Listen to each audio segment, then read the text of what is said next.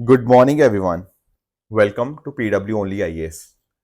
दोस्तों, बात करें अगर हम द हिंदू के फ्रंट पेज की, तो यहाँ पर आप नोटिस कर पाओगे कि हमारे जो चीफ जस्टिस ऑफ इंडिया हैं डीवाई चंद्रचूड़ जी, इन्होंने अपना आखिरी वर्किंग डे इन ऑफिस यहाँ पे कंप्लीट किया है कल, एंड अकॉर्डिंगली कल यहाँ पे रिटायर हो जाएंगे। दोस्तों, अगर आपने करंट अफेयर्स को रेगुलरली फॉलो किया है ना, तो आपने नोटिस किया होगा कि इनकी अध्यक्षता के अंदर बहुत सारे लैंडमार्क जजमेंट्स हमें देखने को मिले। चाहे आप बात कर लीजिए आर्टिकल 370 के ऊपर जो जजमेंट आया था, आप बात कर सकते हो इलेक्टोरल बॉन्ड का जो मुद्दा था, आपका जो नीट जो वाला जो री एग्जाम की यहाँ पे बात थी, इसके अलावा भी आपका जो सेक्शन 6 से था आपके सिटीजनशिप एक्ट के ऊपर, राइट, सेम सेक्स मैरिज के ऊपर जो डिसीजन आया सुप्रीम कोर्ट का, ये डिफरेंट डिफरेंट बहुत सारे लैंडमार्क जजमेंट्स हमें यहाँ पे देखने को मिले हैं। आपका कौन सा ऐसा जजमेंट है जिसने आपको बहुत ज़्यादा इंपैक्ट किया या आपको बहुत लैंडमार्क लगा, आप डेफिनेटली मुझे कमेंट्स में बता सकते हो। इसके साथ ही साथ अगर हम बात करें ना, तो जो सेबी के चीफ हैं माधवीपुरी बुच, उनके उनसे यहाँ पे लोकपाल ने रिस्पॉन्स मांगा है regarding the conflict of interest allegations. देखो, पिछले साल में ना आप लोग जानते होंगे कि हिंडनबर्ग ने ना अडानी ग्रुप के ऊपर कुछ एलिगेशंस लगाए थे, राइट, एंड फिर अडानी ग्रुप के ऊपर प्रोब चला, राइट, और इसमें ऐसा बताया हिंडनबर्ग ने बाद में जाके कि अडानी ग्रुप के ऊपर जो प्रोब हुआ ना, उसमें ऑब्जेक्टिविटी को पूरी तरह से फॉलो नहीं किया गया। वो इसके कारण हिंडनबर्ग ने एलिगेशन जो लगाए वो सेबी की चीफ के ऊपर लगाए कि इनके यहाँ पे ताल्लुकात थे, इनका खुद का यहाँ पे पैसा उसमें लगा हुआ था, यहाँ पर इनका जो कंसल्टेंसी फर्म थी उसने भी पेमेंट्स यहाँ पे ली थी डिफरेंट डिफरेंट कॉर्पोरेशन से। Plus at the same time बाद में नवाजीपुरी बुच्ची जी के ऊपर ये भी एलिगेशंस लगे कि इन्होंने कोड ऑफ कंडक्ट है उसका वायोलेशन किया। इनफ्लैक्ट इनका जो पहले आईसीआईसीआई जहां पे ये काम करती थी, वहां से भी इन्होंने पेमेंट्स ली हैं। बेसिकली वहां से कॉन्फ्लिक्ट ऑफ इंटरेस्ट यहाँ पे अराइज होता है। तो ये पूरे के पूरे बहुत सारे एलिगेशंस इनके ऊपर लगे। फिर जो आपकी जो पीएससी कमेटी है, ठीक है, उन्होंने भी यहाँ पे इनको बुलाया था, इनका जवाब मांगा था, तब ये उस मीटिंग में नहीं गई थी। अब यहाँ पर लोकपाल ने भी इनसे यहाँ पे रिस्पॉन्स मांगा है, तो देखते हैं आने वाले दिनों के अंदर ये क्या उसके रिगार्डिंग रिस्पॉन्स करती है इन पर्टिकुलर एलिगेशंस के ऊपर। दोस्तों, डेट है आज की 9 नवंबर 2024 एंड आप सभी का स्वागत है आज के प्रीलिम बूस्टर न्यूज डिस्कशन में। पहला जो हमें टॉपिक डिस्कस करना है वो है सर सीवी रमन जी के बारे में। देखो, इनकी यहाँ पे 136 बर्थ एनिवर्सरी हमें देखने को मिली, जिस वजह से हमें थोड़ा इनके बारे में जानना चाहिए। और सबसे इंपॉर्टेंट बात जो हमें जाननी है ना, वो है रमन इफेक्ट के बारे में। थोड़ा सा अंडरस्टैंड करते हैं एक्चुअल में क्या है ना। आप लोग जब समुद्र को देखते हो तो आपके दिमाग में क्या क्या आता है, बताओ। अब इसी तरह से ना जो सर सीवी रमन थे, वो एक बार मेडिटेरियन सी के थ्रू वहां पे शिप में ट्रेवल कर रहे थे, ठीक है। अब यहाँ पे इन्होंने अपने जो फेलो पैसेंजर थे उनसे बातचीत ये करने लग गए। तो बातचीत में बात ये हुई कि भाई ये जो मेडिटेरियन सी का रंग ब्लू क्यों है। तो उस समय ये बात चलती होती थी कि जो आपका समुद्र है, जो सी है, उसका रंग ब्लू इसलिए है क्योंकि स्काई का रिफ्लेक्शन आता है। पर जो रमन जी थे ना, ये इस एक्सप्लेनेशन के साथ बहुत ज्यादा अग्री नहीं कर पाए। फिर ये वापस आए, इन्होंने इनके बारे में चीजों को सोचा, एंड अकॉर्डिंगली ना इन्होंने फिर यहाँ पे रमन इफेक्ट के बारे में बताया। एक्चुअली में समझते हैं इस मुद्दे को। लेट्स से कि कोई यहाँ पर ना आपका कुछ लिक्विड है या कुछ भी आपका ठीक है यहाँ पे है, ठीक है, यहाँ पे लिक्विड के ऊपर मान लो एक लाइट आई, ठीक है। अब बहुत सारी लाइट तो देखो इसमें से थ्रू पास कर जाएगी डेफिनेटली, एंड कुछ लाइट यहाँ से ट्रांसमिट होगी वापस, बेसिकली स्कैटर होगी, सही बात है। अब ये जो स्कैटरिंग होती है ना, इसी को हम बोलते हैं रेलिक स्कैटरिंग, ठीक है। और रेलिक स्कैटरिंग का मतलब पता क्या है? रेलिक स्कैटरिंग का मतलब यही है कि अगर मान लो एक ग्रीन कलर की लाइट आ रही है, तो जो वहां पे स्कैटरिंग होगी वो भी ग्रीन कलर की ही होगी। ये था रेलिक स्कैटरिंग का मतलब। पर रमन जी ने यह बोला कि चलो ठीक है, बात आपकी सही है, पर कई बार पता क्या होता है, कई बार आपकी जो एनर्जी जिससे आई और जिस एनर्जी से वो वापस गई उसमें बदलाव होता है। क्या मतलब इस चीज का? कि यहां पर आप नोटिस कर पाओगे ये जो इनकमिंग लाइट थी, इसने ना यहाँ पर जो भी आपका यहाँ पे ये मटेरियल है इसके साथ इंटरेक्ट किया। तो जब लाइट ने इस ऑब्जेक्ट के साथ इंटरेक्ट किया, तो कहीं ना कहीं उसमें कुछ चेंजेस आएंगे, बिल्कुल चेंजेस आएंगे, एंड उस चेंजेस की वजह से ही क्या होगा, उसकी वेवलेंथ बदल जाएगी। तो हो सकता है कि आपकी आई हो लाइट ग्रीन कलर की, बट इन दी एंड हो सकता है उसकी वेवलेंथ चेंजेस की वजह से जो आपको लाइट दिखेगी वो उसमें चेंजेस आ पाएंगे। अब होता क्या है ना, ये जो रमन स्कैटरिंग है या जो रमन इफेक्ट है, ये बहुत ज्यादा वीक होता है। समझ पाए हो? तो यानी कि रेलिक स्कैटरिंग तो हमें हमेशा से पता ही थी कि जो कलर आ रहा है वो अकॉर्डिंगली सेम वेवलेंथ के साथ मूव कर रहा है। पर यहाँ पर रमन जी ने ये बात बोली कि क्योंकि यहाँ पे इनके बीच में इंटरेक्शन हमें यहाँ पे देखने को मिल जाता है, इस इंटरेक्शन की वजह से जो रिजल्टेंट लाइट होगी या तो उसकी एनर्जी कम होगी या इक्वल होगी या उससे ज्यादा भी हो सकती है, एंड उसके बेसिस के ऊपर हमें यहाँ पर डिफरेंट डिफरेंट फिनोमिना देखने को मिल जाते हैं। फॉर एग्जाम्पल, ये मान लो इसकी वेवलेंथ थी इनकमिंग लाइट की, अगर मान लो उसकी वेवलेंथ बढ़ जाती है तो वो एक चीज है, अगर वेवलेंथ सेम रहती है तो फिर हम उसको रेलिक स्कैटरिंग ही बोलेंगे, एंड उसकी वेवलेंथ यहाँ पे बढ़ भी सकती है। तो यानी कि energy of the incident light वो बाद में जाके क्या बनेगी, it could be either the same, उस केस में आपका जो कलर होगा वो सेम ही देखने को मिल जाएगा, अदरवाइज एनर्जी में चेंजेस भी देखने को मिलते हैं, एंड उस हिसाब से आपका जो कलर होगा वो या तो ब्लू हो जाएगा या रेड हो जाएगा, ये और डिफरेंट डिफरेंट कलर्स आपको यहाँ पे देखने को मिल जाते हैं। ये था आपका रमन इफेक्ट। ठीक है, कि बेसिकली यहाँ पे क्या हो रही है, scattering of photons by the matter. पहले हमें लगता था ये पूरी तरह से इलास्टिक होता है, पर यहाँ पे रमन इफेक्ट ने ये पाया कि नहीं, यहाँ पर एनर्जी का एक्सचेंज है, यहाँ पर लाइट के वेवलेंथ के अंदर हमें एक शिफ्ट देखने को मिलता है, इसी को हम बोलते हैं रमन इफेक्ट। अब आप सोचेंगे सर चलो ठीक है, ये बात तो हमें समझ आ गई किस तरह से पहले हम रेलिक स्कैटरिंग सोचते थे, और रेलिक स्कैटरिंग तो है ही है, बट उसके साथ साथ हमें रमन स्कैटरिंग भी देखने को मिल जाती है। अब इसके एप्लीकेशंस कहीं पर हैं या नहीं है, the answer is yes, there are a lot of applications of Raman effect. आप पूछोगे कैसे, देखो एक तो पहली बात आप नोटिस करोगे जब हम बात करते हैं ना क्वांटम थ्योरी की, तो क्वांटम थ्योरी बात किसकी करती है, क्वांटम थ्योरी के अंदर हमें ना, हम बात करते हैं आपके जो मतलब उसको प्रूव करने के लिए आपका ये जो पार्टिकल नेचर था आपका लाइट का, उसको हमें यहाँ पे मदद मिलती है, plus at the same time जो लाइट होती है वो अलग अलग टाइनी पार्टिकल्स आपके फोटोन से बनती है। इसके अलावा अगर हम बात करें अपने मॉलिक्यूल्स की एनर्जी को समझना हो गया, राइट, आपके वाइब्रेशनल एस्पेक्ट्स को समझना हो गया। इसके अलावा अगर मैं आपका बात करूं जो डिफरेंट डिफरेंट आपके कंपाउंड्स हो गया, वो सारे कंपाउंड्स के अंदर भी, उनके डिटेक्शन के अंदर भी हमें यहाँ पे रमन स्पेक्ट्रोस्कोपी और रमन इफेक्ट का हमें यहाँ पे इस्तेमाल देखने को मिल जाएगा। और ये जो आपका डिस्कवरी थी इतनी ज्यादा इंपॉर्टेंट इसलिए बन जाती है, एंड इसके बेसिस के ऊपर आप नोटिस भी करोगे कि 1930 के अंदर, 1930 के अंदर इनको यहाँ पे नोबेल प्राइज इन फिजिक्स मिलता है, इसके साथ साथ 1954 में इनको भारत रत्न मिलता है। कुछ और अगर मैं फैक्ट्स की बात करूं तो आप नोटिस कर पाओगे कि जब ये यहाँ पे इन्होंने डिस्कवर किया ना, उस दिन को हम यहाँ पर नेशनल साइंस डे के रूप में सेलिब्रेट करते हैं। ठीक है, जिस दिन उन्होंने यहाँ पे डिस्कवर किया था ना रमन इफेक्ट, उस दिन को ही हम यहाँ पे नेशनल साइंस डे के रूप में यहाँ पे मनाते हैं। तो अगर आप इसकी डेफिनेशन देखना चाहते हो तो Raman effect is a phenomena when a stream of light passes through a liquid, a fraction of light scattered by liquid is of a different colour. समझ पा रहे हो, अगर सेम की बात थी तो उसको रेलिक स्कैटरिंग बोला, पर क्योंकि यहाँ पे हमें डिफरेंट देखने को मिला था इसलिए इसको हम बोल देंगे यहाँ पे रमन इफेक्ट, इसको यहाँ पे बोल देते हैं। इसके अलावा भी इनको बहुत सारे और अवार्ड्स मिले, लेनिन पीस प्राइज हो गया, फ्रैंकलिन मेडल हो गया, ह्यूज मेडल हो गया, राइट। एंड अगर आप इनके बारे में थोड़ा और देखना चाहते हो तो आप देख पाओगे कि इनका मद्रास प्रेसिडेंसी के अंदर बर्थ होता है 1888 के अंदर। अपने अंडर ग्रेजुएट के अंदर इन्होंने यहाँ पे डेफिनेटली टॉप किया, एंड अकॉर्डिंगली मास्टर्स डिग्री इनको जो मिली वो यूनिवर्सिटी ऑफ मद्रास से मिली, एंड अकॉर्डिंगली आप और भी कुछ यहाँ पे फैक्ट्स पढ़ सकते हो, बट मेजर जो इंपॉर्टेंट फैक्ट्स थे वो नोबेल प्राइज और भारत रत्न के बारे में थे। यूपीएससी मेंस में भी ना इनके बारे में क्वेश्चन आ सकता है, रमन इफेक्ट के बारे में, कि कैसे कैसे उनकी एप्लीकेशंस क्या है, एंड अकॉर्डिंगली किस तरह से ये रमन इफेक्ट यहाँ पे वर्क करता है। आई होप ये डायग्राम्स आपको यहाँ पे समझ आ गए होंगे। बाकी केमिस्ट्री हो गया, बायोलॉजी, मटेरियल साइंस, उन सभी चीजों में भी डेफिनेटली इसका इंपॉर्टेंस आपको देखने को मिल जाएगा। दोस्तों आगे बढ़ने से पहले मैं आपको थोड़ा सा बताना चाहता हूं हमारे सृजन इनिशिएटिव के बारे में, जहां पर ना अगले साल के लिए तैयारी करने के लिए आपके पास एक बहुत ही अच्छा मौका है, ताकि आप अपने अगले साल के अटेम्प्ट को बहुत अच्छे से दे पाओ। देखो यहाँ पर सृजन इनिशिएटिव पता किस तरह से मदद करता है, कि यहाँ पर आपको प्रीलिम्स और मेंस इन दोनों की टेस्ट सीरीज तो मिलती ही मिलती है, plus at the same time आपको यहाँ पे मेंटरशिप प्रोग्राम, आपको इसका आप पार्ट बन जाते हो। क्योंकि देखो बहुत बार कई बार समस्याएं आती हैं, बहुत बार डिफिकल्टीज आती हैं, कई बार टेस्ट सीरीज में नंबर कम आते हैं, फिर हमें समझ नहीं आता कि कैसे आगे प्रोसीड करें, वहां पर रोल आता है एक मेंटर का। तो ये मेंटरशिप प्रोग्राम प्लस प्रीलिम्स और मेंस टेस्ट सीरीज आपको पूरी तरह से रेडी कर देगी, जिसके अंदर आपके एमसीक्यूज और मेंस प्रैक्टिस होगी, वीकली टेस्ट प्रैक्टिस होंगे, सेक्शनल फुल एंड टेस्ट होंगे, एंड साथ साथ पर्सनल मेंटरशिप होगी, राइट। इसका जो लिंक होगा नीचे मैं आपको डिस्क्रिप्शन में दे दूंगा, वहां पर जाके आप इसके अंदर एनरोल कर सकते हैं। आपको इंग्लिश हिंदी दोनों में लैंग्वेज में देखने को मिल जाएगा, plus at the same time आप उसको ऑनलाइन ऑफलाइन दोनों माध्यम से आप इसमें एनरोल कर सकते हैं। अगले टॉपिक पे बढ़ते हैं, that is supreme court will not hinder NCRB data collection. अब आप पूछोगे ये क्या मुद्दा है। देखो एक्चुअल में आप लोग जानते होंगे ना, सुप्रीम कोर्ट ने ना पिछले महीने एक इंपॉर्टेंट वर्डिक्ट दिया था। उस वर्डिक्ट में सुप्रीम कोर्ट ने ये बोला कि भाई काफी सारे स्टेट्स ऐसी हैं जहां पर ना जो उनके जेल रूल्स हैं वो सही नहीं है। आप पूछोगे सही नहीं है क्या मतलब क्या, सही नहीं का मतलब ये है कि जेल रूल्स ना अलग अलग ट्राइब्स के अगेंस्ट डिस्क्रिमिनेट करते हैं। आप लोगों ने कई बार सुना होगा डी नोटिफाइड ट्राइब्स के बारे में, है ना। पहले उनको ब्रिटिशर्स के टाइम के ऊपर हैबिचुअल ऑफेंडर्स बोला जाता था, कि ये तो बहुत ज्यादा क्राइम्स करते हैं। तो इस चक्कर में पता क्या करते थे, जो पुलिस वाले हैं या कुछ जो जेल रूल्स हैं उसके हिसाब से ना कई बार कुछ ट्राइब्स के अगेंस्ट डिस्क्रिमिनेशन होता था। पुलिस वालों को या जो आपके जेल के लोग हैं उनको लगता था यार ये वाले ट्राइब या जो ये पर्टिकुलर सेट ऑफ पर्सन हैं ये तो हमेशा ही इस तरह से क्राइम्स ही करते रहते हैं। तो एक ना बायस हमें यहाँ पे देखने को मिलता है काफी सारे जेल मैनुअल रूल्स के अंदर। तो सुप्रीम कोर्ट ने बोला नहीं, ये बात अपने आप में गलत है।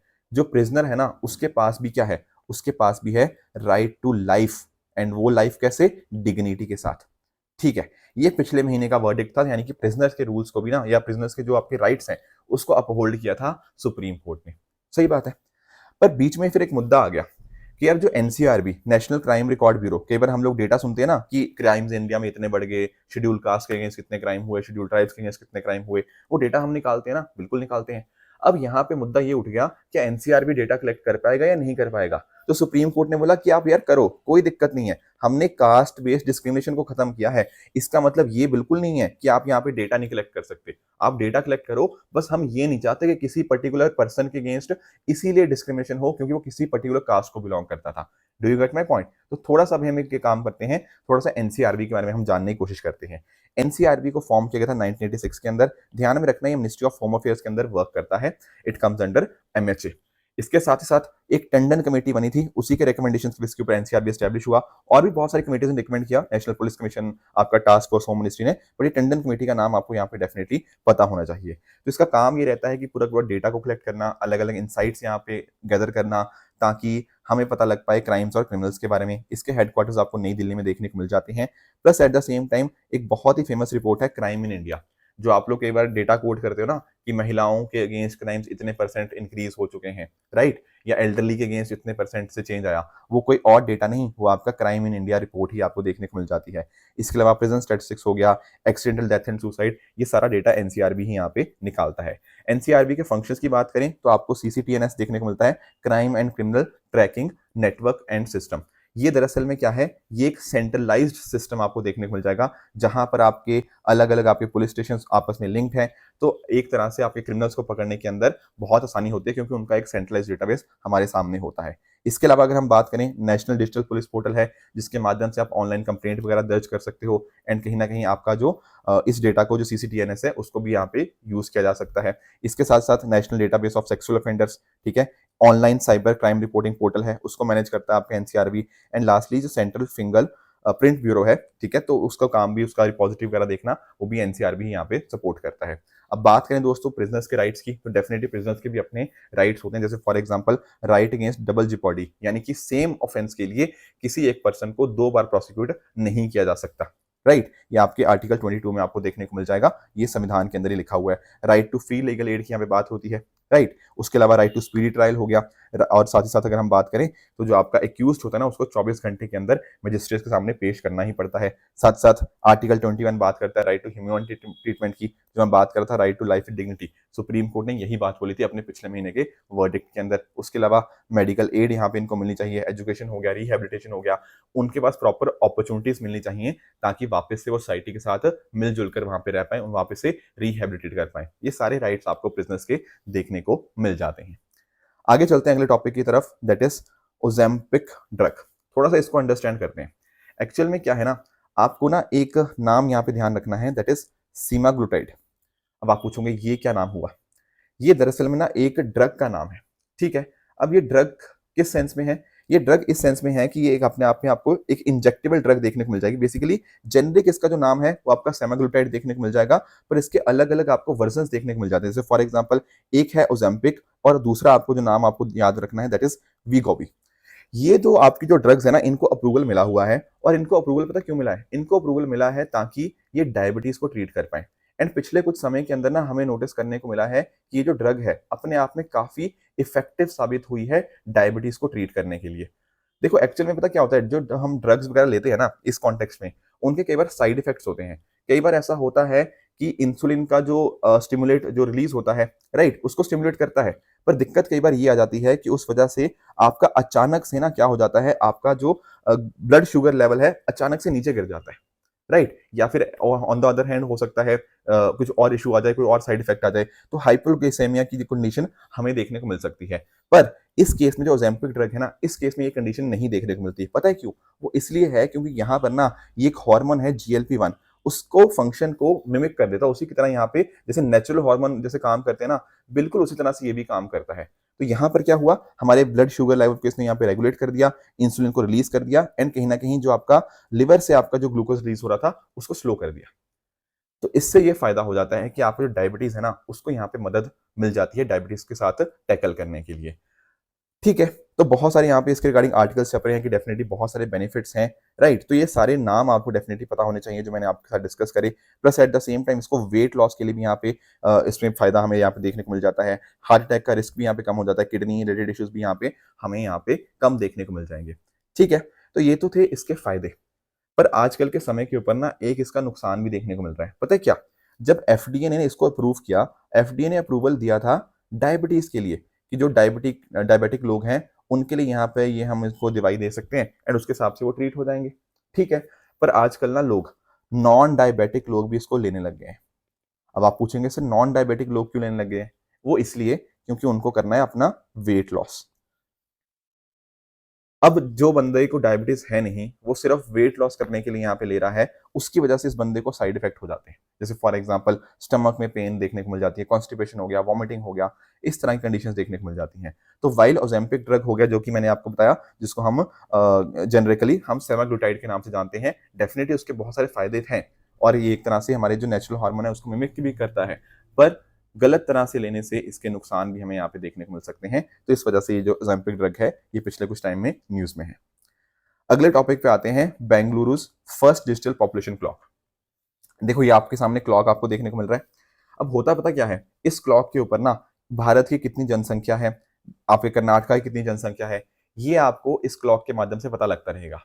आप पूछेंगे सर यहाँ पे डेटा कैसे आ रहा है? देखो यहाँ पर क्या हो रहा है, यहाँ पर हम जो डेटा है ना, हम रियल टाइम के ऊपर अपडेट करते जा रहे हैं ऑन द बेसिस ऑफ, जैसे मान लो बर्थ रेट हो गया, डेथ रेट हो गया, माइग्रेशन कितना हो रहा है, उसके बेसिस के ऊपर। क्योंकि सारे जैसे जैसे कोई ना कोई पर्सन मर रहा है, किसी की पर्सन की जन्म हो रहा है, वो सारा डेटा हमारे पास आता जा रहा है एंड उसके बेसिस के ऊपर जो भी पॉपुलेशन के अंदर चेंजेस आ रहे हैं ना, वो हम यहाँ पे डिस्प्ले करते रहते हैं।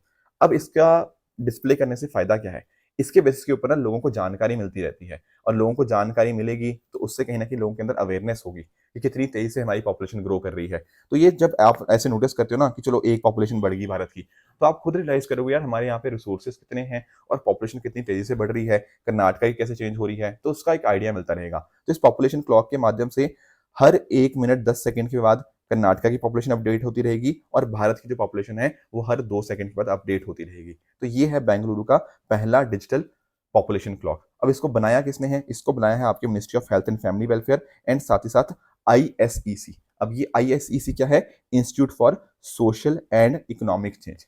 इन दोनों ने मिलकर यहाँ पर इस डिजिटल पॉपुलेशन क्लॉक को यहाँ पे बनाया है ताकि एक तरह से लोगों के अंदर अवेयरनेस क्रिएट करी जा पाए। कुछ बहुत अच्छे इंसाइट्स इससे आएंगे, उससे हमें डेमोग्राफी कैसे कैसे पॉपुलेशन में बदलाव आ रहा है, क्या चेंजेस आ रहे हैं, उसके बारे में पता लग पाएगा एंड उसके हिसाब से हम फिर अकॉर्डिंगली एक्शंस भी ले सकते हैं। तो this are some point regarding Bengaluru's first digital population clock.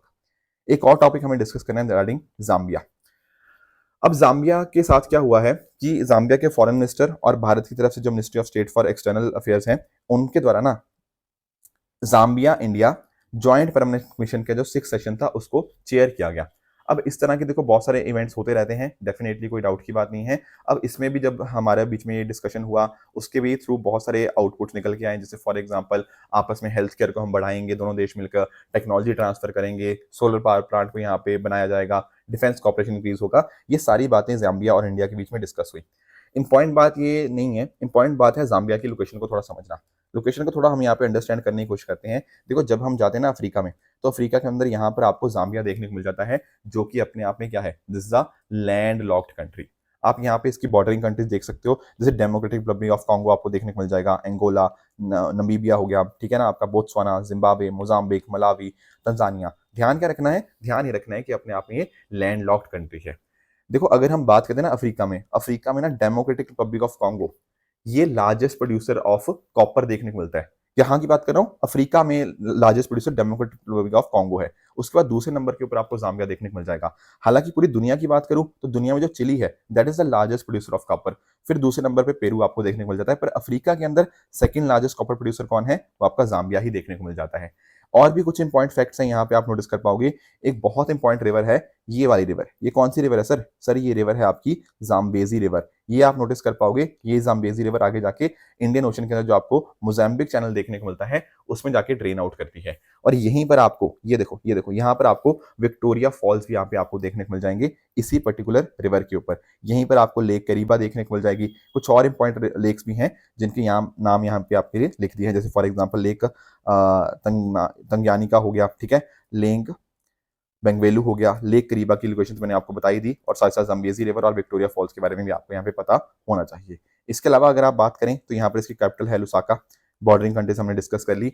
एक इंपॉर्टेंट बात आप नोटिस करोगे ना कि जब हम बात करते हैं ना अफ्रीकन कंट्रीज की, तो बहुत सारी युद्ध यहाँ पे देखने को मिलते हैं, बहुत सारी उथल पुथल देखने को मिलती है। हमें देखने को मिलता है कि यहाँ पर ना इंस्टेबिलिटी बहुत ज्यादा होती है सारे आपके अलग अलग कंट्रीज के अंदर, खासकर अफ्रीकन कंट्रीज की अगर बात करूं। पर अगर मैं बात करूं ना जाम्बिया की, जाम्बिया अपने आप में आपको एक एक्सेप्शन देखने को मिल जाएगा। क्यों? क्योंकि यहाँ पर ना काफी हद तक हमें स्टेबिलिटी देखने को मिलती है, अपने आप में एक डेमोक्रेटिक सरकार देखने को मिलती है, यहाँ पर युद्ध वगैरह से ये थोड़ा सा दूर ही रहते हैं। तो ये कुछ पॉइंट्स हैं जो आपको जाम्बिया के बारे में पता होने चाहिए। राइट, अब चल लेते हैं अपने एमसीक्यूज की तरफ। ये है आपका पहला एमसीक्यू, ठीक है। यूपीएससी ने 2020 के अंदर क्वेश्चन पूछा था। इस तरह से ना लोकेशन बेस्ड क्वेश्चन या रिवर बेस्ड क्वेश्चन आपसे एग्जाम में पूछे जा सकते हैं, जैसा कि 2020 में यूपीएससी ने पूछा भी था। तो ये है आपका क्वेश्चन नंबर 1, इसका आंसर आप मुझे कमेंट से बता सकते हो। दूसरा क्वेश्चन है आपका सुप्रीम कोर्ट के बारे में। राइट, इसका क्वेश्चन भी आप डेफिनेटली मुझे बताइएगा क्या इसका आंसर होगा। एंड अगर मैं बात करूं क्वेश्चन नंबर 3 की, तो ये है आपकी हरप्पन टाउन लोथल के बारे में। तो तीनों क्वेश्चन का आंसर आप मुझे कमेंट में बताइएगा, देखते हैं किस बच्चे का आंसर करेक्ट होता है।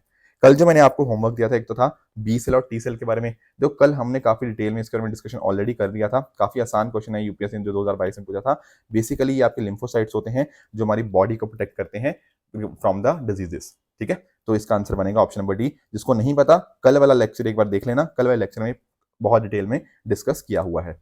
दूसरा क्वेश्चन है यहाँ पे कि इनमें से कौन सी ऐसी डिजीज है जो हमने इंडिया से एलिमिनेट कर दी है। देखो यार, चिकन पॉक्स का तो सबको पता होना चाहिए कि चिकन पॉक्स आज भी इंडिया में प्रेवलेंट है ना। तो चिकन पॉक्स तो नहीं एलिमिनेट हुआ इंडिया से, दैट इज डेफिनेटली ट्रू। अगर बाकी स्टेटमेंट्स की बात करें ना, तो अगर हम बात करते हैं पोलियो की, तो पोलियो का जो आखिरी केस था ना इंडिया में, वो 2011 में आया था। फिर 2014 के अंदर इंडिया को पोलियो फ्री डिक्लेयर कर दिया गया था। तो ये बात इंपॉर्टेंट है। इसके अलावा अगर मैं बात करूं स्मॉल पॉक्स की, तो स्मॉल पॉक्स को काफी पहले लगभग 1980 के अंदर ही हमने यहाँ पे इंडिया मतलब ग्लोबली ही इरेडिकेट कर दिया था, और इंडिया में तो 1975 में लास्ट केस आया था। तो ये दोनों स्टेटमेंट तो बिल्कुल ठीक है। और अगर मैं बात करता हूँ ट्रैकोमा की, ट्रैकोमा हमने पिछले दिनों के अंदर न्यूज में डिस्कस किया था प्रीलिम बूस्टर के अंदर ही, जब मैंने आपको बताया था कि ट्रैकोमा में क्या होता है, आपकी आई की एक इन्फेक्शन होती है, राइट, जो कि आपके एक बैक्टीरियम होता है, उसके द्वारा यहाँ पे क्रॉस करी जाती है। अगर ट्रीट ना किया जाए तो उससे कहीं ना कहीं ब्लाइंडनेस हो जाती है। और India south east Asia region के अंदर ना तीसरी ऐसी कंट्री बनी थी जिसने यहाँ पे माइलस्टोन को अचीव किया था कि हमने एलिमिनेट कर दिया था। ये न्यूज में था, बाकी दोनों पता होने चाहिए थे, ट्रैकोमा वाला न्यूज में था। तो दरअसल में यहाँ पे 3 ऐसी बीमारियां हैं, इन्फेक्शियस डिजीज, जिनको इंडिया ने एलिमिनेट कर दिया। तो answer will be option number C, only 3 is correct. इसके अलावा अगर हम बात करें, एक क्वेश्चन नोबेल प्राइज के ऊपर मैंने आपसे पूछा था। यहाँ पर कह रहा है कि नोबेल प्राइज इन साइंस है ना, उसको अल्फ्रेड नोबेल जी के द्वारा एस्टैब्लिश किया गया था after the first world war. और देखो, फर्स्ट वर्ल्ड वॉर हुई 1914 से लेकर 1918 के बीच में, है कि नहीं। और जो नोबेल प्राइज जो बेसिकली अल्फ्रेड नोबेल जी हैं, उनकी तो डेथ ही आई थिंक शायद 1896 में हो गई थी। तो how it is real possible. और नोबेल प्राइज की बात करें तो ये तो 1901 में स्टार्ट हुए थे। उन्होंने अपनी विल में ये लिख के गए थे कि डेफिनेटली नोबेल प्राइज यहाँ पे एस्टैब्लिश होने चाहिए। तो 1901 में तो एस्टैब्लिश हो गए थे। आपके स्पेशली 5 की बात करूं, फिजिक्स हो गया, आपका केमिस्ट्री हो गया, आपका मेडिसिन हो गया, लिटरेचर हो गया, पीस हो गया, ये पांचों तो पहले स्टैब्लिश हो गए थे। बाद में 1968 के अंदर इकोनॉमिक्स का नोबेल प्राइज जो था उसको एस्टैब्लिश किया गया। तो ये स्टेटमेंट 1 तो गलत है ना, क्योंकि वर्ल्ड वॉर का टाइम तो 1900 से 1918 था। बात करें सेकंड स्टेटमेंट की, तो कह रहा है कि यहाँ पर जो नोबेल प्राइज होता है वो मैक्सिमम 3 इंडिविजुअली शेयर कर सकते हैं। बिल्कुल ठीक बात है। और मैंने आपको ये भी बोला था कि जब मैं बात करता हूँ ना पीस प्राइज की, तो पीस प्राइज आपका लोगों को भी तो दिया जा सकता है, एट द सेम टाइम जो पीस प्राइज है वो ऑर्गेनाइजेशन को भी मिल सकता है। बाकी जो प्राइजेस होते हैं वो केवल और केवल इंडिविजुअल्स को मिल सकते हैं, और मैक्सिमम 3 इंडिविजुअल्स को। पीस प्राइज इंडिविजुअल्स को भी मिल सकता है और आपकी ऑर्गेनाइजेशन को भी मिल सकता है। तो second is correct. Third statement भी अपने आप में करेक्ट है। तो यहाँ पे सही आंसर बनेगा option number B, 2 and 3 only. बात करें दोस्तों ट्रू एंड फॉल्स की, तो यहाँ पर कुछ स्टेटमेंट्स हैं, आप बताइएगा इनमें से कौन सा सही है कौन सा गलत है। कल जो होमवर्क दिया था, एक था पीएम विद्या लक्ष्मी स्कीम के बारे में, तो yes this statement is correct. IL-35 की हम बात करें तो यहाँ पे ये प्रोटीन है जो कि आपके ट्रीटमेंट ऑफ डायबिटीज के अंदर मदद करता है। Yes this statement is also correct. बाकी बात करें विनडेक्स एक्सरसाइज की ना, तो दरअसल में वेनेजुएला नहीं है, ये वियतनाम और इंडिया के बीच में आपको देखने को मिलती है, इसलिए थर्ड स्टेटमेंट आपका इनकरेक्ट बन जाएगा। तो दोस्तों ये थी आज की डिस्कशन। आई होप आपको आज का सेशन अच्छे से समझ आया होगा। इसी तरह से आप भी अपने एंड पे हार्ड वर्क करते रहिए। Thank you so much for joining. All the very best.